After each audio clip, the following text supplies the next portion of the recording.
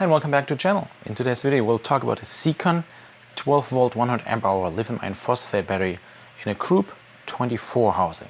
Welcome back to the channel. Today's video is about the Siekon or Siekon, however you want to call it, ideas for energy. This is a lithium iron phosphate battery in a Group 24 housing, as we've seen more and more coming out, which is amazing to see because the size itself, cells are getting smaller, prismatic cells especially, and there's still space, so it feels like we went from the Group 32 to now Group 24, and there's mini already which had pouch cells up there, for example, but there are minis out there which have actually, I feel like, and we'll see maybe more and more coming out, which have prismatic cells as well. So in this video we'll talk about the Siekon, what it is capable of. First of all, we'll talk about what's in the box, then we'll talk about the specification, the parameters of this battery itself, then we'll do a capacity test, and then we'll take it apart and we'll do some high and low temp cutoff tests. So let's get started with what's in the box. And it's been shipped in basically like this. Comes with those protector caps for the terminals, come with 2 sets of M8 bolts up here, and it does come with a manual as well. And that's pretty much it. Was wrapped pretty solid and good, so no issues with that, otherwise I would have mentioned it. Let's talk about the specification, and first of all let's talk about the dimensions. These are the dimensions and the weight, and here you can also see the specification which they put in the manual, and I believe the manual more because it feels like it's attached to the battery. Sometimes on the websites it can be misleading sometimes. Let's go through it and see what it is capable of. So this is, as mentioned, lithium iron phosphate battery, 12.8 volt nominal voltage. It has a nominal capacity of 100 amp hours, and recommended charge current is 20 amps, which is 0.2 C, and we'll do the capacity test with that as well. Recommended discharge current is as well 20 amp, but the max continuous charge and discharge is around 100 amp. So keep that in mind. The discharge cutoff voltage should be 10 volts. We'll see if that is accurate or not. And then we have, of course, the charge temperature, which also they highlight here. And that's the first time, by the way, seeing that terminal torque. They have a terminal torque value in Newton meter in here. This is amazing. So regardless of the torque value right now, I want to talk more about what this is capable of, and which is awesome. This battery is advertised with a low temp charging protection, so that's awesome to see, and it comes with more protection, at least it should. The 100 amp BMS should be able to pulse equalization, over voltage protection, under voltage protection, short circuit protection, high and low temp cutoff, over current discharge protection. That's all within this BMS, so we'll test it later and see what's possible. As mentioned in previous videos as well, I have not done my homework yet, so up there Will Prowse has done an amazing job for the over current test, and especially see how much it can peak. Here's nothing mentioned of any peak. 100 amp is that what they mentioned, the max, so as they don't advertise anything else, and I don't see anything on here at all, we'll take it as 100 amp is the max we should go and do. So I think I talked enough. Let's continue with the capacity test and see what it is capable of. Okay, here we are with the capacity test. You can see we are close to 14 volts, just unplugged charger. Here we have the green battery back there. And I would say we'll just get started with the capacity test.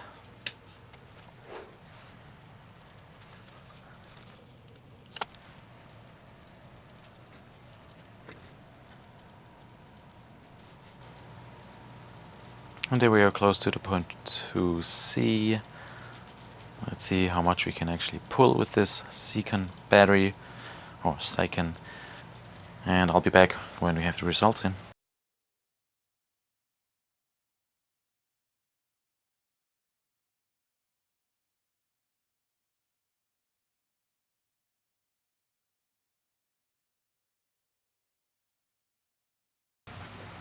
Oh, there it was. Nice. All right, I would call this a definite pass on the capacity test, and we can continue with the teardown, I would say. Nice and good to see that we made it to 103 amp hours, and we were below 10 volt, by the way. It is the discharge cutoff voltage of 10 volts in the specification, or in the product manual, was lower with 9 point something, so definitely different, but let's continue with taking it apart and see what's inside. By the way, I don't know if you like green or not, but has a nice different color to it than other batteries I've seen. I've not talked about that. Of course, this is all stickers. Has those handles in the meantime. Typical epoxy terminals up here, so nothing crazy about that. There's nothing on the back. That's pretty much all. Let's take it apart and see what's inside so I can show you the quality, and therefore I'll just, give you a break. You don't need to see that. Okay, we got it apart, so that's good. And to our surprise, that's the battery pack. So that's how it was placed. We do have, first look, we do have a DALI BMS here. So that's first and upmost. And we have prismatic cells here. We do have 6 gauge wire over here, and it looks like the positive seems to be thicker than the 6. Might be a 4. Yep. So yes, this is a 4 gauge wire, the positive one. Pretty cool. Let me get you closer. Pretty interesting DALI BMS. We see a temperature sensor over here. We see the terminal on the inside. Oh, you don't see it really, but here. They have those caps, which is pretty funny, and I think they glued on, so they are all super tight, can't get it off. So I can't see underneath, but they are protecting basically the terminals from the inside, touching anything. That's good to see. It's hydraulically crimped, and they are really nice crimp, to be honest. That looks pretty solid and good. They go to, of course, to DALI BMS, as well to the positive, main positive over here. It's funny that they use a bus bar over here, even though you don't need it. But it looks like, oh, they put it to terminal and then they moved it up a little bit and they insulated it underneath. Okay, so there's no markings on those bolts at all here. That's usually not a big deal, but they also didn't put on, well, so which would give an indication of any torque value. There's no glue on them. There was enough space to the housing, I think, as well. And then we have pretty cool those bus bars. They look good. They laser welded and they have a hump, and in between the hump, that's where the balance lead is connected. They're pretty nice and solid. So they have, I'll turn it in a second, but the breather valves over here, they actually, those are visible, and those two, there is space in between. So there's also space for them to breathe. And then we have the temperature sensor, which is actually glued right underneath here. Oh, yep, got it out. But it is glued underneath the bus bar and also glued in here. There's no glue on the balance leads, but the DALI BMS is glued on, it looks like, with double-sided adhesive tape on the epoxy board and then onto the epoxy board. No, not too bad. The build quality seems to be pretty good, I feel like, especially looking here. And there's a picture also of those cells, which I wasn't able to find. Oh, there it is. Nice. Okay, cool, it worked. Eve cells, Eve power. Oh, they even have a data sheet. Nice. All right, I'll save that one. Nice. So that's pretty cool. So I was able to read Eve cells. They look pretty new. They're not old, and they are holding together with some packaging tape. So it's controversial, but it holds, And by the way, in between, they have more of the, it looks like either rubber or high density foam. Here, not all the way through. So I think that's not too bad of a build. So what we're doing next, we'll test, because I'm done with the build quality. I think it's pretty solid. Oh, one thing I don't understand, or maybe you have an idea, is actually back here. Why is from negative going over there to positive this connection? What do you think it is? Let me know in the comments below. I'm curious what you think it is. All right, I'm getting everything set up for our high temp and low temp cutoff test, and then we'll see how it does perform. All right, okay, so we have set up the charging. It's charging right now. We're charging with 10.4 amps over here. You can see it. Always look here, even if it's a little blurry. Sorry about that.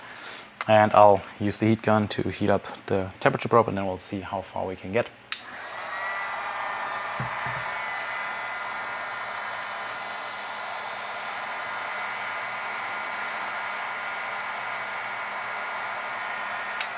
And there it is already, turned off. Good to see. High temp cutoff while charging does work. Should come back. Second. There it is. It's charging again. So now we'll do the low temp cutoff. First of all, I'll do a duster just to see if it's generally working.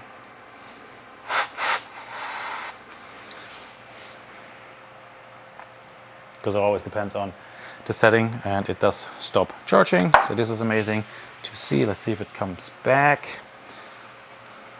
Let's heat up. There it is. Very cool. Now we'll do the test with ice pack, just to see if that works as well. As always, this is the more human temperature, so this is a little less than 0 degrees Celsius in this case, or 32 Fahrenheit.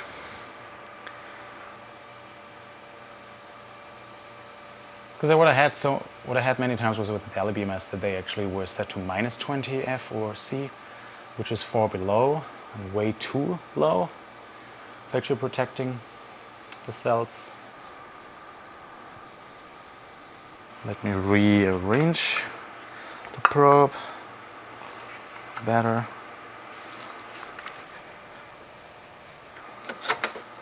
Just for reference, the ice packs are at -10 Celsius, which is 15 F.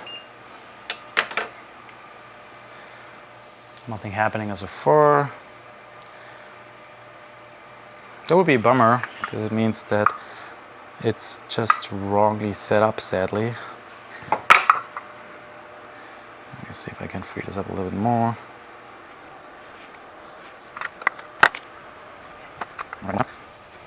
Took most of the glue off. Maybe that's having a bad connection. Oh, that's a bummer, it looks like. By now it should have reached already the 0 Celsius, or at least the 32 F.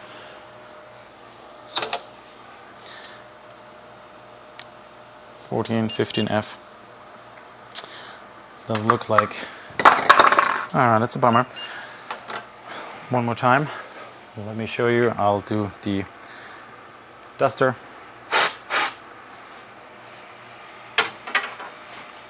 And there it is. So I think it's just the BMS which is wrongly configured, or at a way too low temperature. Probably what I've seen the default is -20, or sorry, 20 F, or -20 C, I'm not sure. But I've seen it, the default is just wrong for those lithium iron phosphate batteries. Anyways, this gives you a good indication how this was performing. So you can turn this one off, the charging. It does have the protection, but at a too low temperature. And that would be nice if they could change it, because when you have the Bluetooth app, you could change it now. And I believe most likely you might be able to connect the Bluetooth here as well if you have the dongle. The last thing I want to show you, it's Dali. It's covered Dali BMS for 12 volt 100 amp hour, and it looks like everything is sealed or closed, so only the NTC temperature, I guess, is open. Nothing else was open on the other side, so connecting a Bluetooth dongle doesn't work with this version, it looks like, unless there's some secret opening we have to open. But regardless, let me know what you think about this battery. It has a solid build quality for a Chinese battery, as always. It has very little glue. It has the packing tape. Yeah, the Dali BMS, which you see more and more on batteries. I guess that's just a cost factor versus the competitor JDB. And everything else looks pretty solid. Really nice bus bars, laser welded. Everything else looks really solid on this battery. The only thing which I would love to see is, please configure the low temp cutoff temperature for charging. That would be amazing to see, because it is advertised, so it would be amazing that this one functions at a proper temperature as well, to not damage the cells. Let me know what you think in the comments. Please like the video, subscribe to the channel if you want to. Thanks for watching. Cheers!